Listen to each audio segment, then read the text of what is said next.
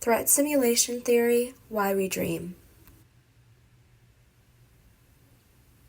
Proposed by Finnish neuroscientist Antti Revonsuo, the threat simulation theory explains dreaming as an evolved biological mechanism for rehearsing threatening situations. Dreams create a safe environment to practice detecting and avoiding danger, improving survival and reproductive success. Neurobiological evidence supports this adaptive function. During REM, bursts of PGO waves activate thalamocortical circuits for vision in the limbic system, including the amygdala, which processes emotion and fear. In waking life, PGO waves respond to strong or novel stimuli, so their activation in REM may represent internal threat simulation. The hippocampus also contributes by replaying memory fragments into realistic dream scenarios, while muscle atonia ensures these rehearsals remain safely contained. This presentation explores TST across 5 main contexts: environmental activation, baseline function, cognitive activation, recurrent dreams, and limits and extensions. Evidence shows that TST responds dynamically to lived experience. One study examined the dreams of 117 Kurdish children aged 9 to 17 who lived in northern Iraq, a region with a long history of persecution, and compared them to 82 Finnish children.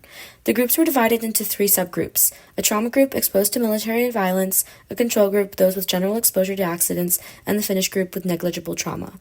Over 1 week, all participants recorded their dreams in sleep diaries.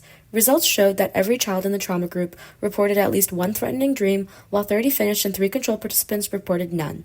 The trauma group's dreams also featured more severe and realistic threats. This data is shown on the right in a bar graph that compares the frequency of dreams in the y-axis with the type of dream severity in the x-axis across each experimental group. These findings support TST's central claim that the dream system is environmentally sensitive, becoming more active and intense in those exposed to real-world danger.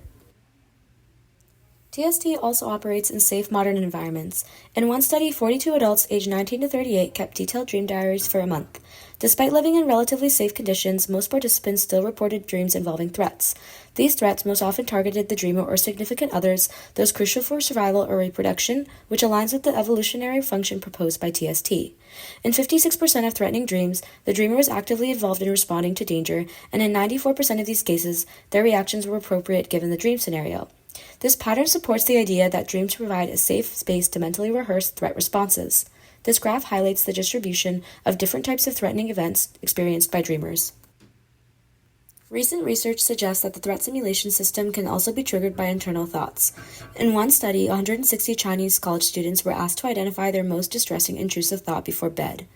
They were split into 2 groups: a rumination group, which focused on that thought during a 5-minute stream of consciousness writing task, and a control group, which simply recorded their thoughts. The next morning, all participants described their dreams in detail.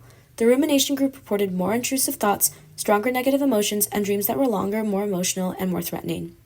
Evolutionarily, our ancestors faced external dangers such as predators or scarcity, which TST suggests were rehearsed in dreams to improve survival. Today, many threats are internal, and this study shows that the system has adapted to simulate these contemporary cognitive threats as well. Recurrent dreams offer an interesting lens on TST because they show how certain threats are replayed across multiple dreams, often for months or even years. In a retrospective study of 212 recurrent dreams, defined as dreams that had repeated for at least 6 months, 139 involved threatening scenarios, most oftenly escapes or pursuits. The dream self was an active participant in 79% of these dreams, and outcomes were generally minor or non-fatal. Interestingly, many of these threats were fantastical, which may symbolize real fears or anxieties, especially since reduced prefrontal control during REM allows for more metaphorical or emotional content. Repetition across dreams suggests the brain prioritizes key dangers, reinforcing adaptive responses over time. Although there is substantial evidence supporting TST, there are also findings that challenge it.